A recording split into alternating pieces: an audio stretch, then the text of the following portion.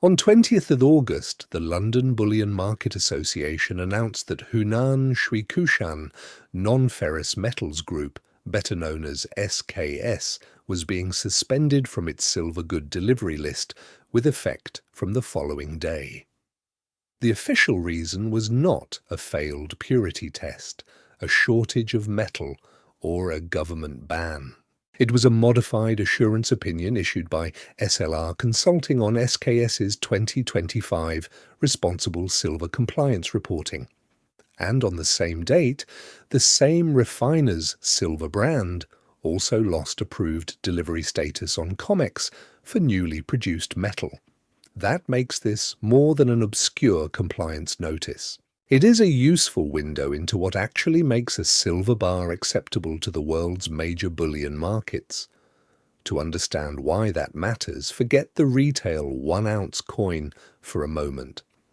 The standard silver bar used for physical settlement in the loco London market is roughly 1,000 troy ounces, about 32 kilograms, and must meet LBMA specifications for weight, fineness, markings and physical form. But good delivery is not merely a stamp saying the silver is pure.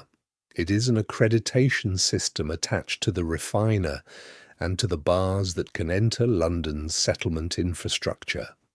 London's bullion market is largely over-the-counter.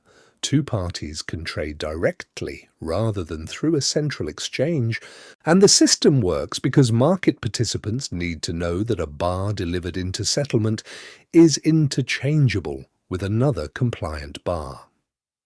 LBMA says only bars meeting its good delivery standards are acceptable for settlement of a loco London contract. That turns the good delivery list into something closer to a market passport than a marketing badge, and that passport now includes more than metallurgy.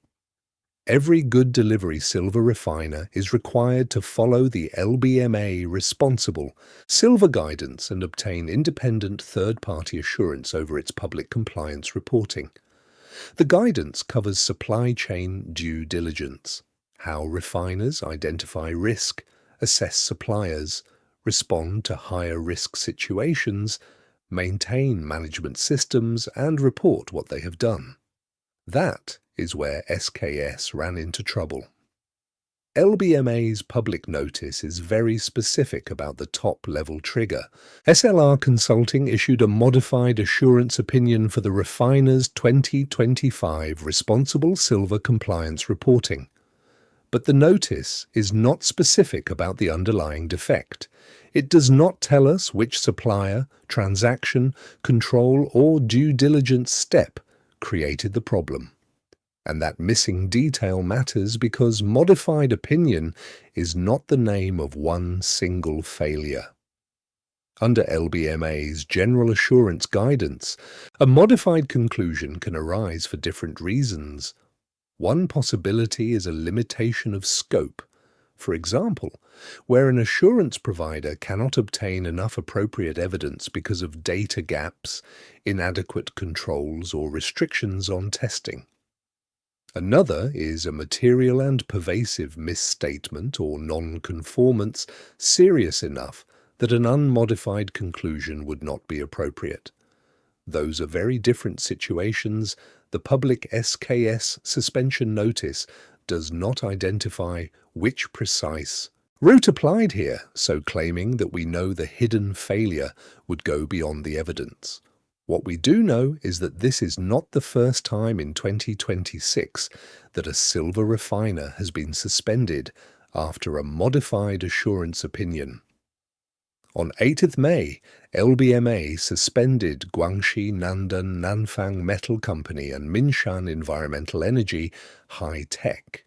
In both cases, LBMA again cited modified assurance opinions from SLR Consulting on 2025 Responsible Silver Compliance Reports. That makes the word "another" in this story important, but it would be a mistake to turn every recent Chinese refiner suspension into one single narrative. Earlier this month, Shandong gold smelting was suspended from both the gold and silver good delivery lists for a completely different documented reason. LBMA invoked its incident review process after Shandong was added to the United States Uyghur Forced Labor Prevention Act entity list. LBMA described that suspension as an interim measure without prejudice to the eventual outcome, and Shandong told LBMA that it rejected the US listing. So we have at least two distinct failure modes sitting next to each other. One is an incident review case triggered by a foreign government entity listing. The SKS case is an assurance case triggered by the responsible sourcing compliance process, same broad market, same country of origin, very different evidentiary paths. Now we get to the practical consequence. Under LBMA's current good delivery rules, when a refiner is suspended, new production during that suspension is not considered good delivery. That is the key commercial line. It does not mean every SKS bar already sitting in a vault suddenly becomes fake silver. It does not mean the refinery has stopped producing silver. And it does not mean London has run out of metal. It means new production. From that refiner no longer carries the status required to enter settlement as LBMA Good Delivery while the suspension is in force. The distinction is easy to miss because a bar does not physically change when an accreditation status changes. Imagine two bars produced from the same facility on either side of an accreditation cutoff. They may look identical. Their chemical composition could be identical, but the market can treat them differently because deliverability is partly an institutional property, not just a physical one. And this is where the story becomes global. On 20th of August, COMEX issued its own notice suspending the approved status of the Hunan Shuikoushan silver brand for registration and delivery against its silver futures contract. COMEX drew an explicit production date line. Silver produced before the 20th of August remains eligible for warranting and delivery.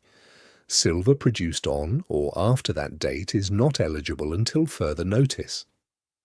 The COMEX notice does not state that it acted because of the LBMA decision, so we should not invent that causal link. But the parallel is striking. In London, SKS lost good delivery status for new production during suspension. In New York, futures delivery. The same producer's newly produced silver also lost approved delivery status. In both cases, the physical metal may still exist. What changed is its institutional route into a particular market. That is why this story is potentially more important than a headline about one Chinese refinery, while also being much less dramatic than some silver narratives will make it sound. The strongest bullish, or shortage, interpretation would be that removing approved production from recognized delivery systems tightens the pool of metal that can satisfy institutional settlement requirements. In principle, if enough meaningful suppliers were removed, if replacement refining capacity were constrained, and if demand for deliverable bars remained strong, accreditation losses could become one source of physical market friction. But those conditions are not established by this suspension alone. We do not have evidence that SKS has stopped refining silver. We do not have evidence that its suspension has created a London shortage. We do not have evidence that other accredited refiners cannot replace affected flows. We do not have evidence that this event caused a material move in the silver price. And neither the LBMA notice nor the COMEX notice says the problem was a failed assay of the metal itself. That is the counter case, and it is strong. If you are trying to use this event as proof that the silver market is breaking, the evidence does not get you there. but dismissing it as meaningless paperwork would also be too easy. Good delivery status exists precisely because an over-the-counter market needs a common standard for what can be delivered without every counterparty independently investigating every bar from first principles. LBMA describes good delivery as a de facto international standard and says many precious metals exchanges around the world use the lists, in whole or in part, to determine acceptable refiners. Losing that status changes the commercial usefulness of new production even when the atoms of silver have not changed. There is also a broader shift hidden inside this story. The old mental model of bullion quality is simple: weight plus purity. Modern institutional bullion quality is wider. It includes who refined the bar, whether the refiner remains accredited, whether required supply chain due diligence has been performed, whether assurance providers can support the compliance reporting, and whether the bar falls on the correct side of a production date cutoff. That does not mean the system is infallible. The fact that the assurance process can produce a modified opinion is itself evidence that accreditation is not a permanent certificate of perfection. It is a continuing control system.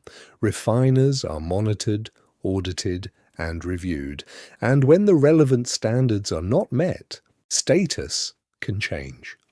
The next question is what happens from here. LBMA's rules say a suspended refiner can return if the reasons for suspension are satisfactorily resolved. If a suspension continues for more than 12 months without satisfactory resolution, the refiner is transferred to the former list. And because this case sits inside responsible sourcing rather than a simple technical bar specification issue, the eventual treatment of status and prior production deserves careful attention if the case ever reaches that stage. For now, though, the evidence ceiling is much lower. SKS is suspended. The documented trigger is a modified assurance opinion on its 2025 Responsible Silver Compliance reporting. New production during the LBMA suspension is not good delivery. COMEX has separately made silver from this producer on or after 20th August ineligible for warranting and delivery against its silver futures contract until further notice. Those are meaningful facts. What we still do not know publicly is the exact underlying issue that caused SLR to modify its opinion, how quickly SKS can resolve it, whether LBMA will reinstate the refiner, whether COMEX will restore the brand, and whether any measurable volume of silver will be diverted into other markets or refining routes as a result. Those are the things worth watching, not a countdown to a silver shortage. The most revealing part of this suspension is not that a bar of silver became less pure overnight. It did not. The revealing part is that in modern bullion markets, a bar is more than a lump of metal. It is metal plus provenance, documentation, accreditation, and a chain of institutional trust. When that trust is interrupted, a bar could still weigh roughly 32 kilograms and meet the same chemical specification, while its path through a major settlement system changes immediately.